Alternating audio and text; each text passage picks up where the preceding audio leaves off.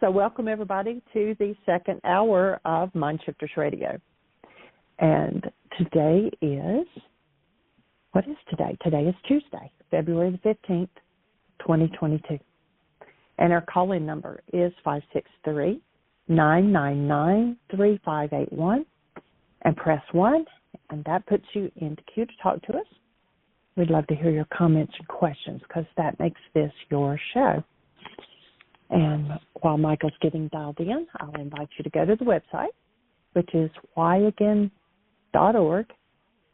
And I don't know why it just gave me an error message there, but go to whyagain.org, and you can click on the Start Here button in the upper left corner, and it will take you to where all of their worksheets are listed.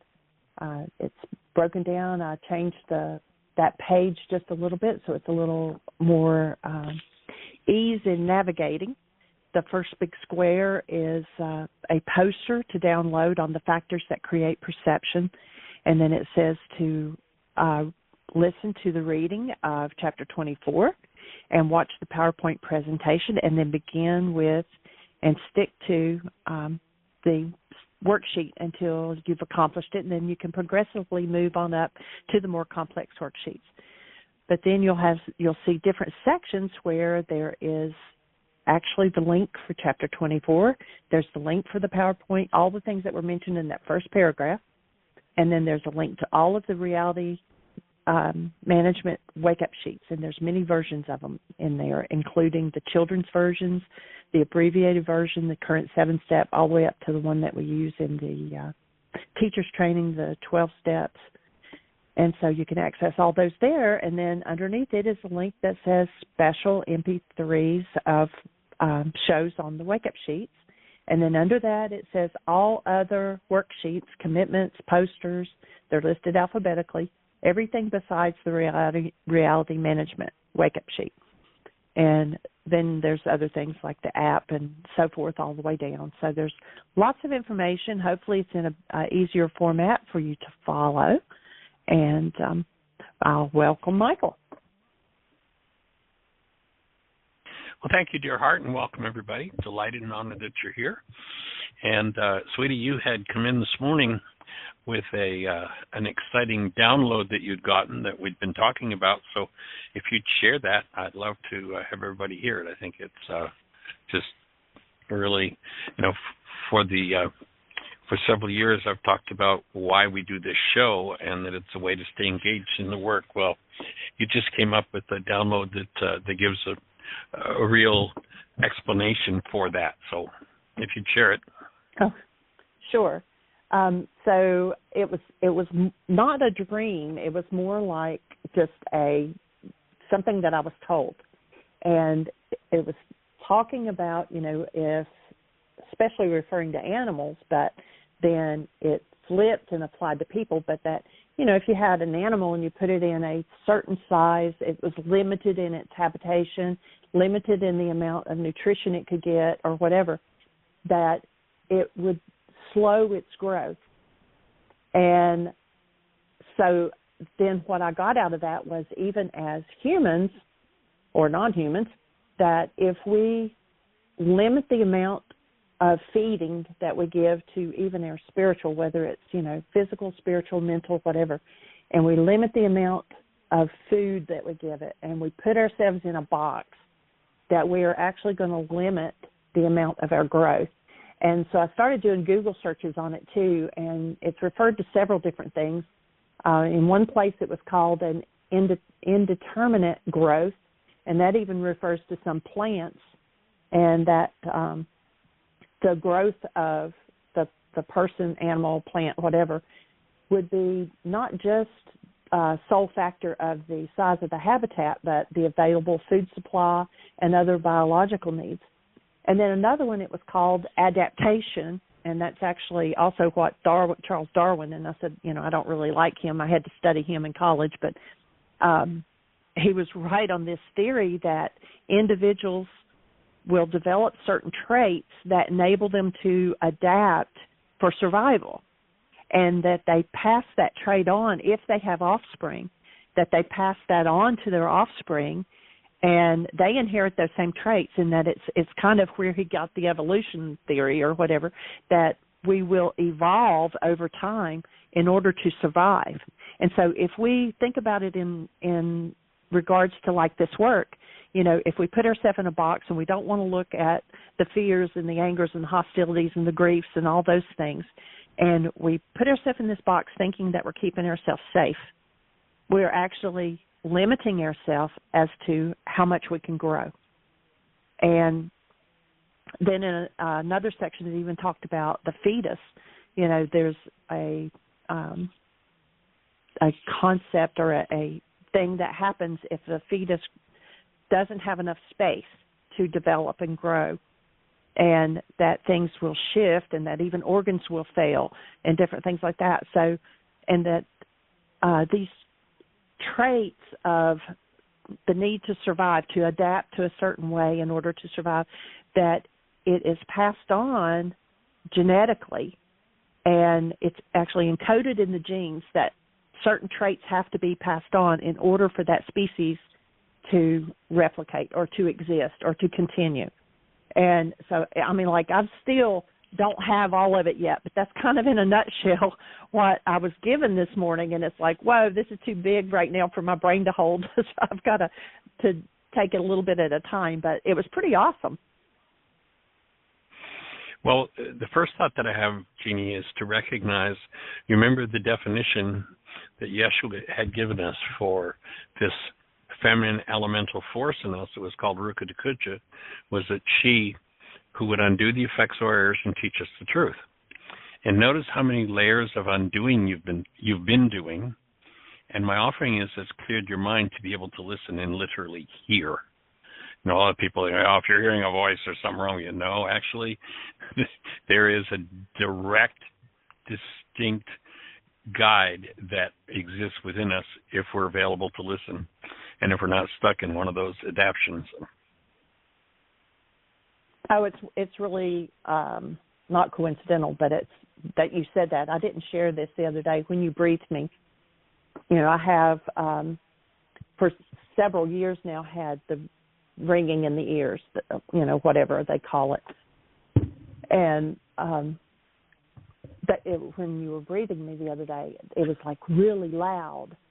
And I was like, okay, you can quiet down. You don't have to be so loud. I'm ready to listen. So it's wild that you just said that. Interesting. Well, I talked to Dr. John Lawrence, the fellow that I'm meeting out in California next week to do some medical work, and he was sharing that he got a download that the ringing in the ears and tinnitus is actually the sound of love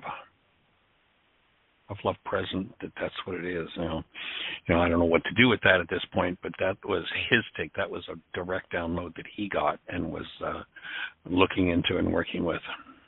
It's something in his clinic that he works with specifically with people to eradicate. He does lasers and all kinds of neat stuff to help with tinnitus, but that was just a totally new piece for him. So interesting you bring it up, and he just brought it up in my conversation with him yesterday. It's pretty so cool. Who knows where all this is going? Yeah. And, you know, if you look at in our laws of living work, we get into the work of Dr. Hans Selye, a Canadian physician who really brought the whole idea of stress forward into the world. And he talks about what he calls the general adaptation syndrome, and that once we are under a certain level of stress, the whole organism will start to adapt and change its structure and its function in order to deal with those levels of stress. And that when adaptation doesn't work, then the organism goes into adaptation failure, which you just described with organ failures and such, and the end result of that is death. And all the aberrant behaviors in our culture, from criminality to overeating to, drug abuse, alcohol abuse, they're all adaptation syndromes. They're all ways of adapting to stress. And when stress is managed, properly, a la forgiveness, first century Aramaic forgiveness, then all of those things just disappear because they're adaptations to unmanageable stress. And there was another part, too, that if they didn't adapt and didn't change in order to be able to survive in their space or their, amount of nutrition or whatever, the ones that did not adapt actually became distorted in order to fit within the container. Right. Yeah, and that's interesting how you came up with that, and that just goes full circle to the download I got last week with Aria Rain, and recognizing that our job as parents, grandparents, what have you, is not to hold or to structure a container for them to fit into and a mold for them to express through, but rather our job is to recognize them as created whole, and through holding a space of active love to allow them to structure the container called their lives as a reflection of who they are. And that in order for us to be able to do that, and this fits with the whole, these adaptations are passed on from generation to generation, that, if we have, dings and bangs and misformations in the molds we were poured into, if that's what happened to us, in order to be able to be that space for the child, we have to bang all of those things out. We have to clean all of those things out ourselves. And that's the only way we can really hear and be with the guidance that will take us to the highest space for holding a space for them. And of course, as I said, the reason we're doing this show is so that people can continue in a conversation that isn't very common in the culture, to really explore and expand awareness. And, as you come forward with that download, it's like, there's the whole reason. If you're, and sadly, in many cases, churchianity has put our spiritual selves in a box that limits and distorts and perverts who we are, or at least, not who we are, you can't touch that, but the expression of who we are. And when we knock out all the dings and the bangs and the craziness, when we forgive, when we remove those things, then we come into the world fully. We incarnate as who we actually are, and everything changes. Everything changes. So why take the time to listen to this show every day? Because you're engaging in a conversation that educates, that feeds, that nurtures. As Jeanie said, if the food supply is limited, then there's a restriction in the growth of the animal, in the expression of the animal. And if the food supply, which is spiritual nutrition, is prohibited to the individual, if they're given, the pablum or the insanity of fear and rage and a punishing God, and that's what's fed to their spiritual selves, it's just like that box that, leaves people distorted. And it's time for us to wake up and hammer out, forgive all the dings, all the aberrations, and return to the truth of who we are. And one of the ways of doing that is to stay engaged in a conversation that is educational about the truth of who we are as human beings. So nice download, sweetie. Thanks for sharing it with us. Absolutely. Yay. Well, any other thoughts for you? Or if there's anybody out there in listener land, push one. Yeah. Somebody push one. Let's talk.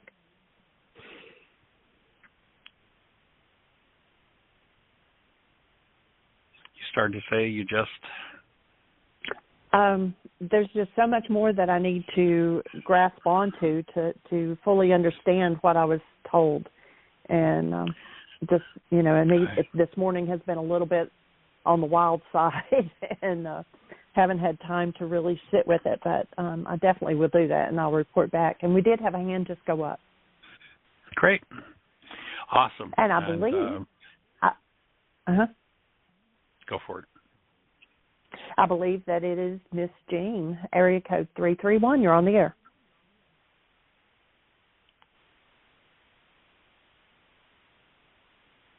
Good morning. Well, hey there, young lady. Welcome.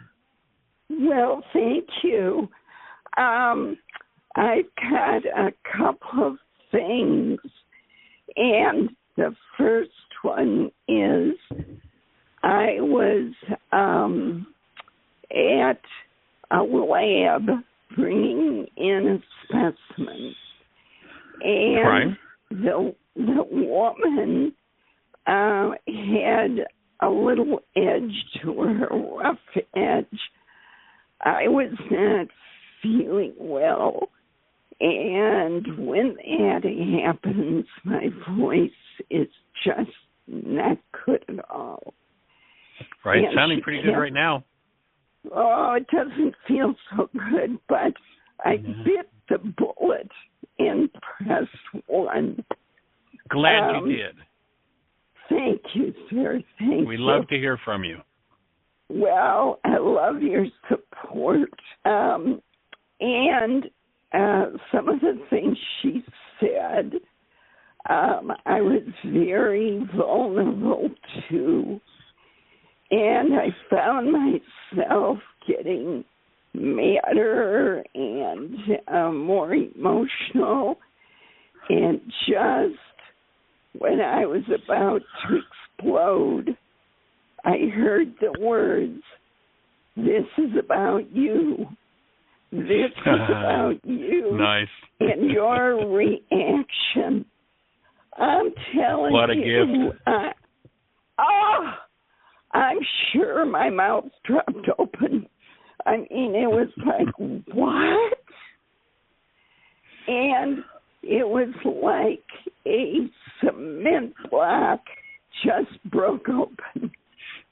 It was years of doing this work.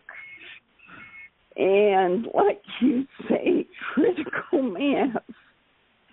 And it was freedom. It was creativity. It was, how can I support this woman? What? I mean, normally I would get angry or tears would come. And when I walked out of there, I was like on a cloud. It was huge. Nice piece of work. That's awesome. I know.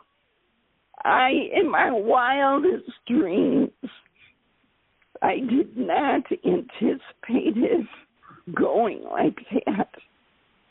You know, I'm looking for rainbows and butterflies.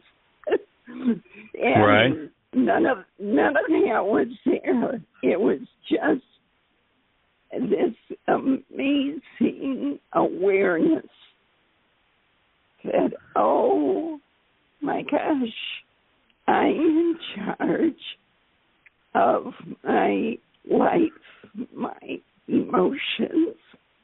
Right. And it's my choice. I didn't know that. Well, and remember that. Go ahead. Remember that the mind is a decision-making machine, and so we tend to call its decisions choices, but they're really not. It's just a reaction. It's just what's in there plays out. Where choice comes in is when you do what you just did, when you're listening to Rukha being taught, this is about you, and you make a choice to listen to that and do something about it. That's choice. Otherwise, the decision-making machine will just run on and on and on, keep us in the same patterns of 1,000 generations of insanity and blaming everybody else. So your choice was really in your choice to listen, to go, oh, I got it, and then step into, and I can only imagine that probably one of the accompaniments of that type of situation in the past would have been holding your breath, and notice what you did was you breathed. Yeah. Yeah. That's the tools. That's it. That's just right on track, young lady. That's awesome. It is. The world rejoices with you. Thank you. Thank you. So is the mind the same as the ego, that it's inertia-bound? Yes. Well, I wouldn't say they're the same. The what we call the mind, and it really isn't a mind, but what we call this, decision-making function that cycles information, is a container that holds all of our past. And whatever goals we hold at the moment, like, I want this person maybe to approve of me, and they say something nasty, and so up comes my pain in my file on being disapproved of. When I hold that goal, it recruits from that container, from carbon-based memory, that which shows up. A product of that happening is what we call the ego. It's a false structure reflecting content from the past of who we aren't but thought we were. Wait a minute. All right. Who we aren't but thought we were. But thought we were. Yeah. And so notice that for a minute there you thought you were the hurting, here I am being picked on, whatever all those dynamics were. That's the false self. That would be the ego.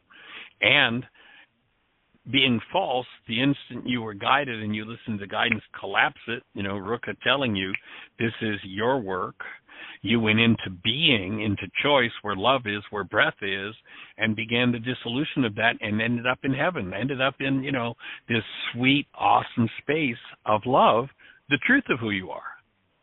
And that's the whole idea of the work, is to keep collapsing that false self, that ego self that comes up, the non-being self that pretends that it has choice, but it's got no choices. It just runs on decisions. The example of a decision being, I say to you, don't think about the color of your car, and what happens? Something about the color of your car moves in you. That's resonance. That's decision-making. And that's what this mind is a decision-making machine, and there is no choice in it whatsoever. Where choice lies is in that moment where you decided to listen to your guidance and make a different choice than falling into identification with that pattern of pain. Awesome. Well, this is a lot of work. Oh, yeah. It's definitely work. Meaning, we're going back generations, experiences, mine and theirs, and then I come to this point, and I've got to make a decision or not. Or make a choice. Your mind's already made the decision. Carbon-based memory's already made the decision. You interrupt the decision-making process by making choices, by bringing in something new, instead of just running the program from the past.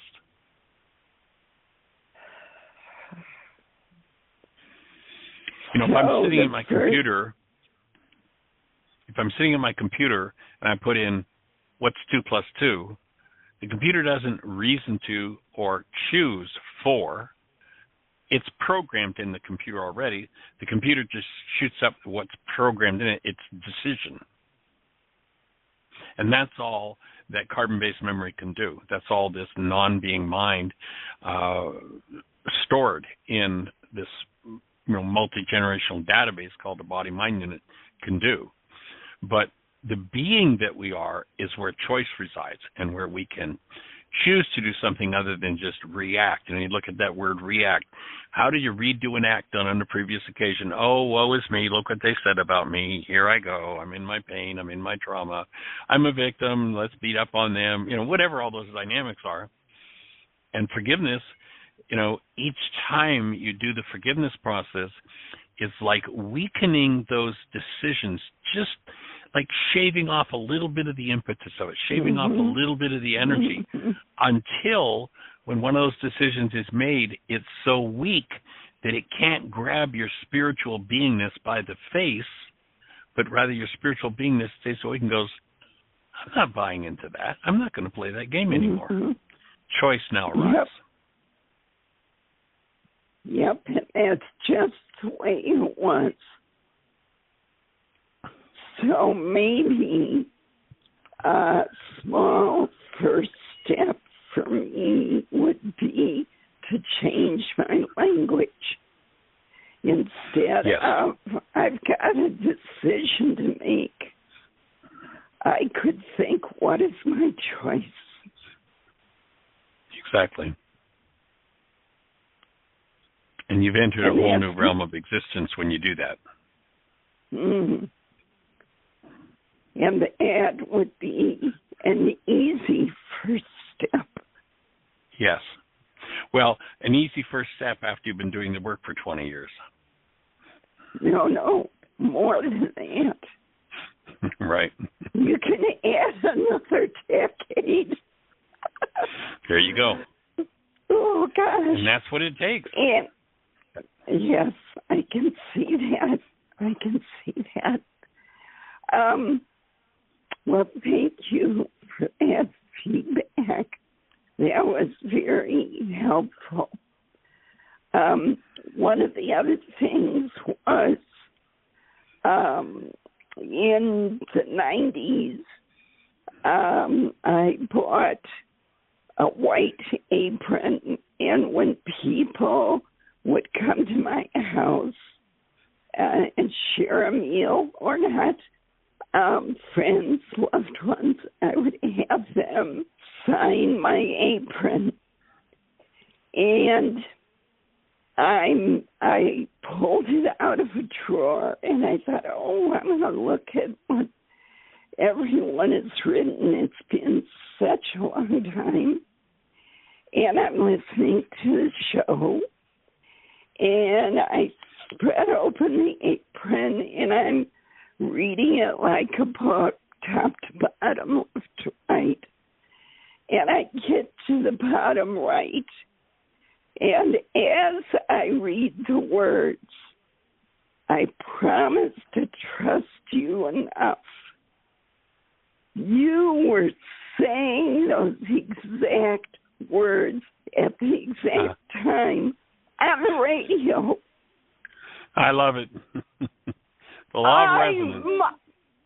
Now I know and remember my mouth dropping open. And I was thinking, is this real? And as you were reading it, I was reading it on my apron. I thought, this is one for the books. Nice. And thank you for that. And the last thing was, I was thinking about you talking about 9 bits of information. Right.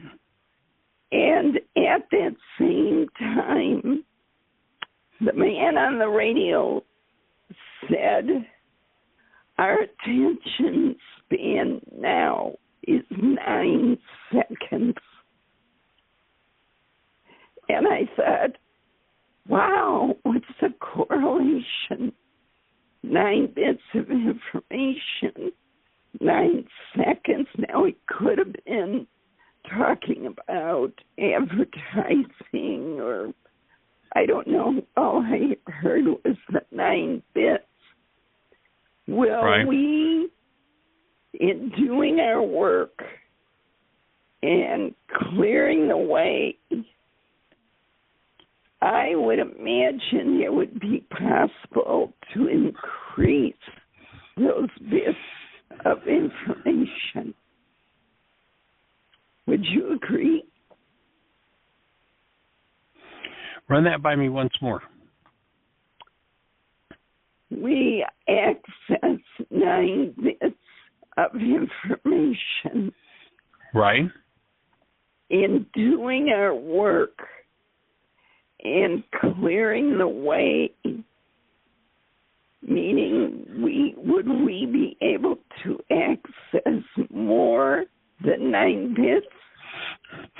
I don't know that the mechanical mind could access more than the 9 bits, but what we do when we open that space is we access the true mind. You know, in the ancient teachings, it was called the mind of Christ. There's nothing religious about it, but we're designed to function out of a mind of love. And in that mind, I believe we have access to literally all of creation in an instant. Mm. So we're not limited by the mechanical device of this, you know, multi-generational database, what we call the perceptual mind, but we enter into a totally and completely different realm, where literally, you know, and who was it? I'm not remembering who it was, but said that you must get your bloated nothingness out of the way. What forgiveness does is collapses the bloated nothingness, the perceptual constructs of the 9-bit mind, which are all just reflections of the past, decisions made in the past. And when that's out of the way, then you have access to what was called in the theologies, or what's called theology, the mind of Christ, the mind of love, the mind of the Creator directly, where you have access literally to all knowledge available anywhere in the universe. Wow.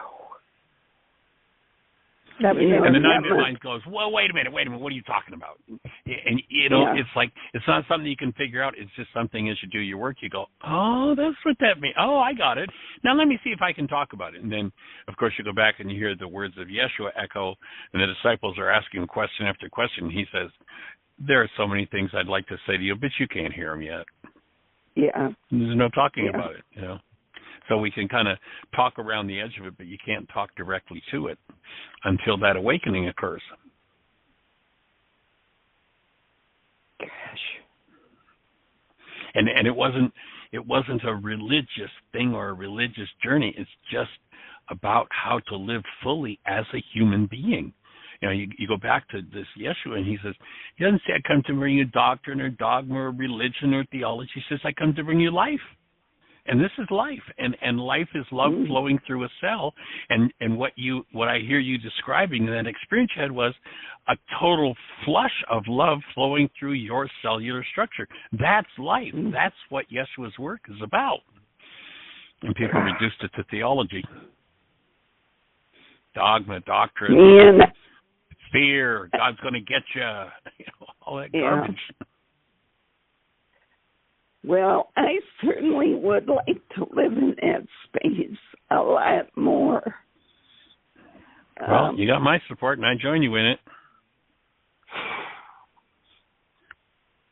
You might remember a couple of years ago, actually it's about, 3 years or so ago now, I did a poem called Love Restored, and it comes up to share that.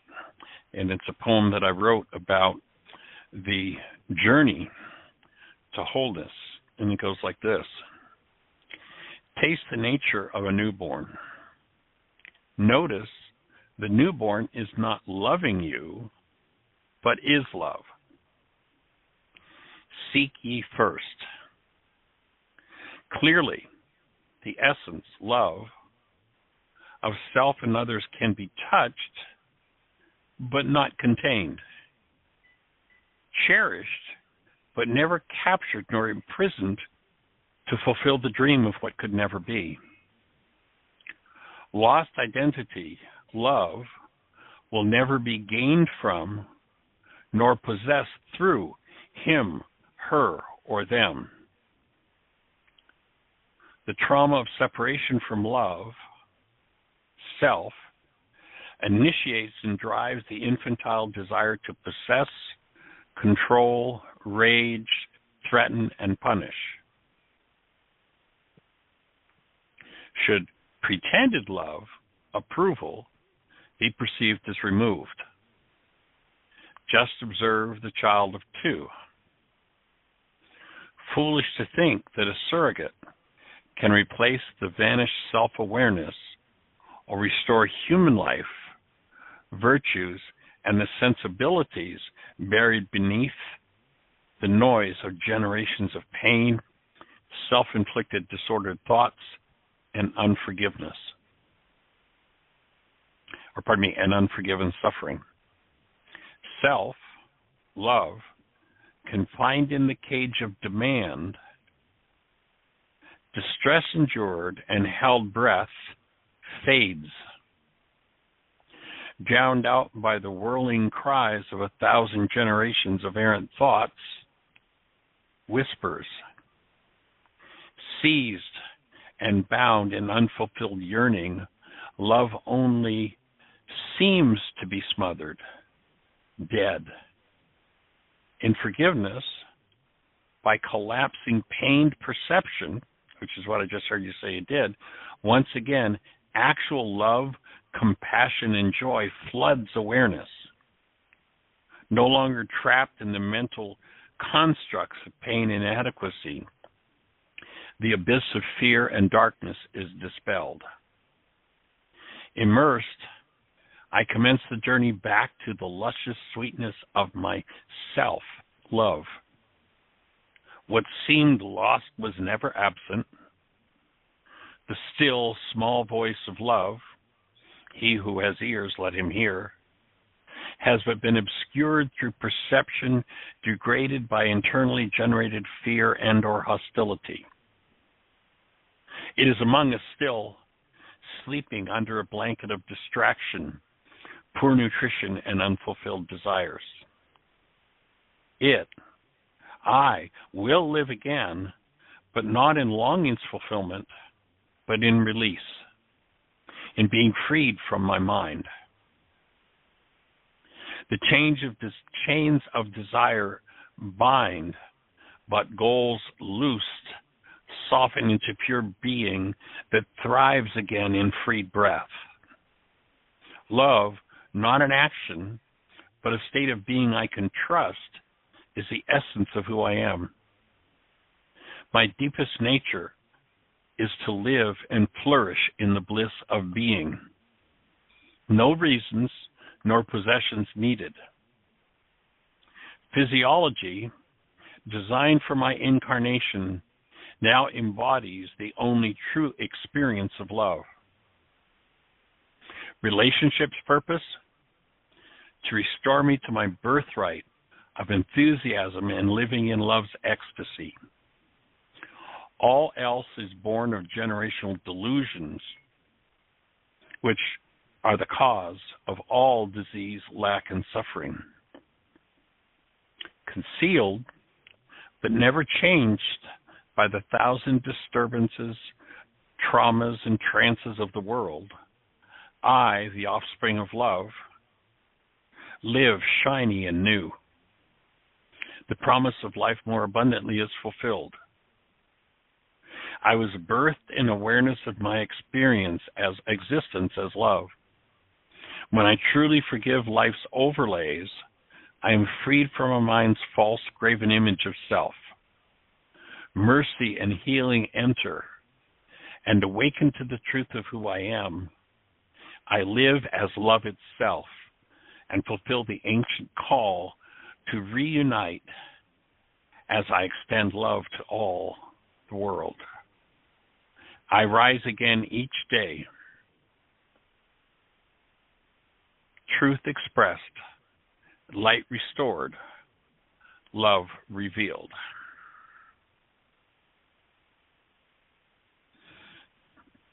You recognize that journey? That is all of the classes rolled into one poem. It is. It is. Yep.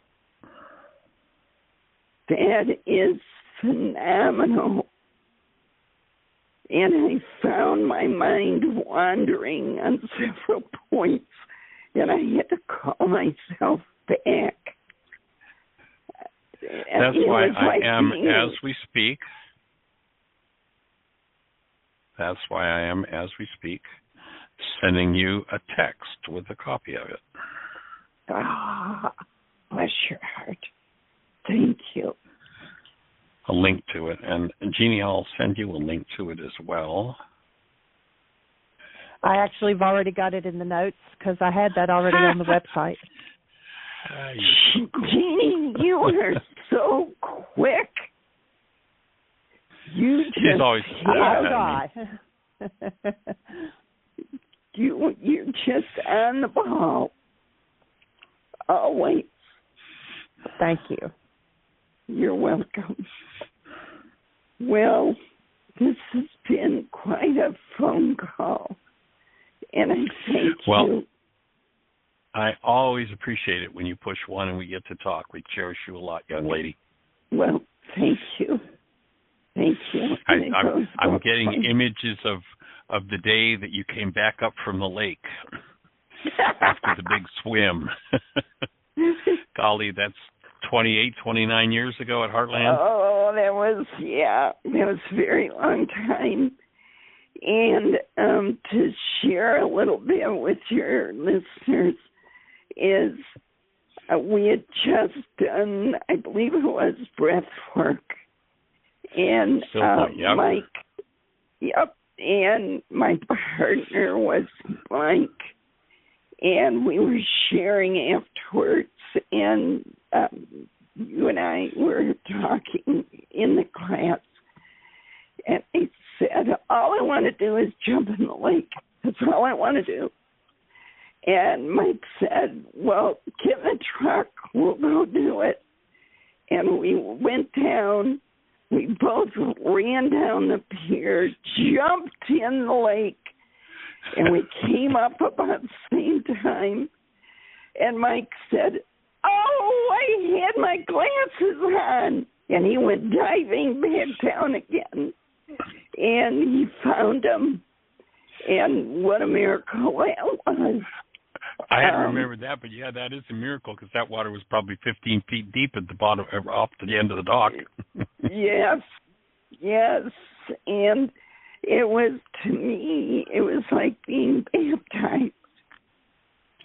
That's what it felt like. It was just, I need to get in the water. I need to get in the water. Yeah, that's interesting. That sticks out in your mind. Yeah. And we came back dripping wet, obviously. Yes, that's what I was remembering, you coming back up. And like, what are you guys doing? You were soaking wet. Yeah, we were. Great memory. Well, I'm done if you're done. Are you done? All right, young lady. Appreciate you a lot. Blessings. All right. And you will. All righty. Bye-bye. Okay. Bye-bye. What fun. What fun, this journey of healing is so profoundly powerful. And, you know, what Jean just gave us was a taste of going to the next level, the next depth. And as she says, she's been on this path now doing this work for, that event was 29 or 30 years ago at Heartland. And, personally, I developed the work and have been doing the work for about a half a century. And for me, it's really clear that the deepest and most important work that I've done has been in the last 2 years. And still the deeper work has been the last 6 months. So it's a progressive thing when you realize that in your genes, there are 1.6 billion people in just 30 generations, and that you're carrying the adaptations, as Jeanie talked about, of each and every one of those. They're the kinks, the dents that need to be hammered out with forgiveness in order to really fully incarnate who we are. And that poem was written to reflect the journey, what it looks like, in retrospect, looking back on it, what it looks like. And, when they talk about in the ancient teachings, the mind of man is not yet conceived of what lies in store. It's like, whatever the mold is that you've been poured into, if you've been poured into a mold, awareness can't go beyond that until the forgiveness work, until the healing work is done that knocks those dents and assaults back out, that clears them out, that removes them. So it is a sweet process, and such a blessing to get to participate in it with so many people over the years.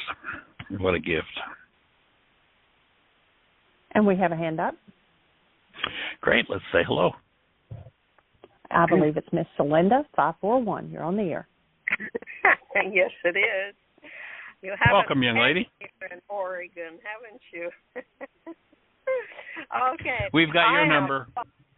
Yeah, right. I noticed. And so I have yours, too, by the way. And Good. I wanted, so many things have popped up to reflect on or to share with about download, about Jean's statement about us only having an attention span now of 9 seconds or whatever it was. Seconds. Mm-hmm. Yeah, I will start with Einstein's quote. And here's an Einstein quote that I thought was really apt for what Jean said. I fear the day that technology will surpass our human interaction. The world will have a generation of idiots. By Einstein. Yeah. Which I thought. That's the non-human self. Yeah. I tend to have color the word idiot, so I would have probably substituted infants in diapers. Emotional infants in diapers. Yeah, emotional infants in diapers. Okay. Pertaining to Jeannie's download, I also had a download this morning.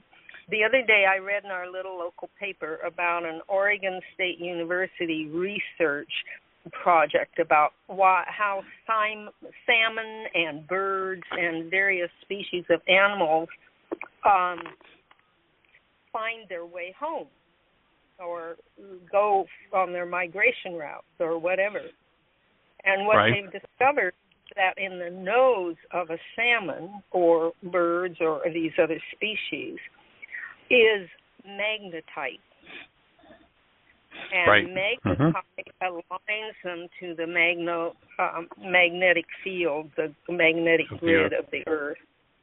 Right. Well, what they also realized is that was a bacterial mutation that was happened millions of years ago.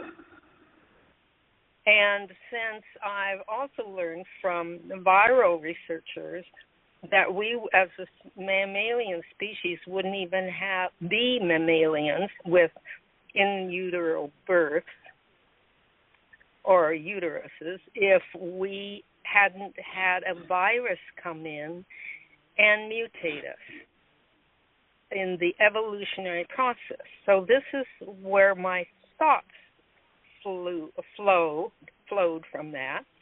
One is the Creator created viruses and bacteria for a reason, maybe multiple reasons. They're composters, they're reducer species, they're detoxifiers, and now it appears that virus and bacteria are also mutators for adaptation and evolution. And we're running around and killing them. That doesn't make any sense to my mind. That's kind of saying that, you caused me. The bacteria, the virus, you are causing all of this horrendous situation. No, I can't go there.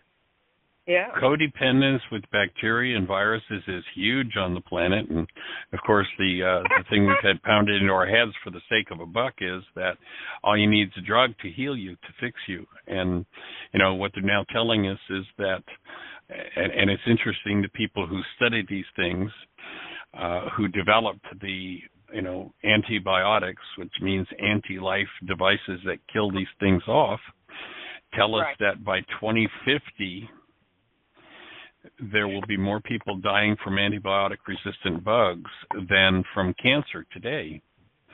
And they have a solution. And their solution is, all we need is more money to develop stronger antibiotics. Right. And they think that the bug is the problem rather than the antibiotic is the problem. Right. And so no, Louis Pasteur. Go ahead.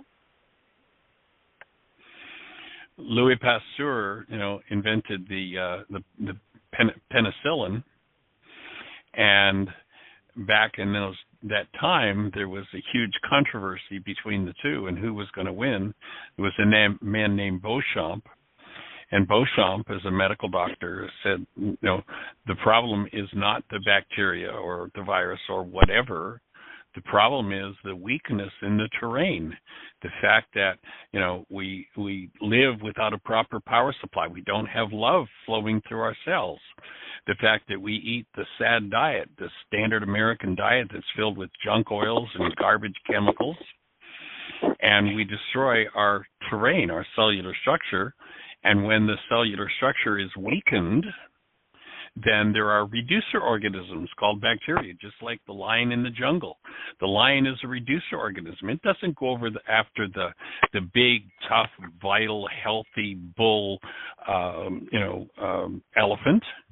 It goes after the weak, straggling, dying. And that's exactly what the bacteria and the virus do. And what people don't realize is when they add an antibiotic, not that, there's no place for them, because there is, but you've got to be really judicious in their use. But if they simply go in and, time after time after time after time, assault the tissue structure with this toxic substance, then they simply contribute to the weak terrain, so one becomes more vulnerable to the invader, the cleanup crew, and now we've got these antibiotic-resistant superbugs. Well, I think it goes even deeper than that for me, is I thought Pasteur also developed vaccines. I thought he was the one that developed vaccines, and I could be wrong about that. And the thing is, we ask the wrong questions. Like, we not only put the blame on someone else or something else, but we ask the wrong questions, and they're more important than the answers. I've not had Absolutely. I've not had one person ask me, what are you doing to protect the community and yourself? They don't ask that question. So anyway, on to something else. I have another thought. Hans Seeley was brought up. I think you mentioned Hans Seeley. Selye. And Selye, thank you. I never knew how to pronounce that. He came to the conclusion of altruistic self-interest, which I think I shared with you before. And there's a whole URL that I can show you about an article written about his pursuit of natural philosophy of life that would help a Please person drop me that. navigate. Please drop me that link. I'd love to look at it. We do cover some of Selye's work in our Laws of Living intensive. His work on stress. Great. He really helped me out, and that's where I ran into that altruistic self-interest, and that was the first time that I heard it's okay to love yourself as much as you love the other. Well, and once again, we're going off on a rabbit trail that will destroy us, because love is not something we can do to ourselves or to another, but we can achieve the experience of ourselves as love. And so it's a whole different, you got to ask the right questions. And that's right. So we can be love towards ourselves as we are being loved and others at the same time. And if either one is looted for the safety of the other, we do incredible violence. Yeah, things get crazy for sure. Yeah, they really do. But I wanted to share that with you. And also there is a yoga nidra, which is nidra yoga, which is what their bottom message is. I greet, welcome, and embrace whatever shows up in my life, for that is the messenger guiding me home to my true self. Everything's planned for your highest good. Everything. Right. So thank you, too, so much. I love what you shared, Jeanie, and I love what's happening. The fast track, as the gentleman said yesterday, would you give me the fast track? I feel like all of a sudden I'm on it, and I haven't even tied my running shoes yet. Yeah. For sure. Okay. Well, blessings to you both. All right. Anything else on your mind for today? No, I'm glad that Jeannie's going to that Jeanie has put your poem on the website, because I'm going to copy it, download it. That's wonderful. Yeah, there's a link to it. You can download a printed copy, and we also have me reading it to music, so you can download the MP3 of it as well at that link. Cool. And did I send you the article of the MP3 video about the gentleman who rescued so many children from Nazi Germany? No, I haven't seen it. Okay, I'm going to send you that too. That is amazing. Yeah. Cool. Okay. Yeah, if you send me that URL. Yeah, I will. I can send Time you the for healing. MP3 of it. Yep, it is. Yay. Yay. Every mind, heart, and being on the planet. Let's go for it. Let's go. All right, young lady. Blessings. Bye-bye. Bye-bye. All right, so we've got about 3 minutes left. So what's on your mind? We've got time for another conversation. And if you don't have a handout, Jeanie, we'll just say you missed the Mind Shifters and Still Point Breathing session that we did this Saturday, but we'll be doing another one the second Saturday of March and the Tuesday following that. So if you're interested in joining us for that, you can go to the website, whyagain.org, and you can look at the flyer. If you look at events there, you can look at the flyer. It's a one-year program that you can do just a single session, one Still Point session, which happens on a Saturday morning, the second Saturday of the month, and Tuesday evening. The second Tuesday we'll be doing that tonight with the group that joined us Saturday. But if you want to join us for that, you can sign up for one session or for a package of 3 sessions or for the whole year. And so if you're interested in that, check it out, or drop Jeanie an email at jeanie@whyagain.org.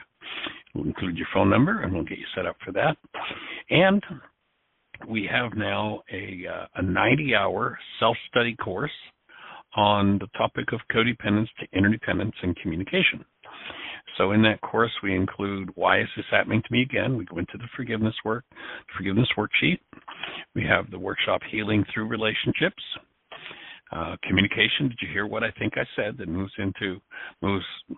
illustrates how to move out of projection communication into responsibility communication, and includes the codependence to interdependence, where we go in depth to the principle of the power person that we've identified several times on the show. There's a 20-page power person worksheet that we've developed that's really quite profound to work with, and the codependence worksheet as well. So that's all included in a self-study package that you can purchase. It includes also a pre- and post-personal code evaluation, so that when you start in, you can know exactly what your hidden issues are, because of course the mind, playing its game of hiding, will tell itself all kinds of lies about where the problem is and never look where it really is. So the personal code evaluation is a set of questions that we ask that break your personal code down into 10 areas, so you get a chance to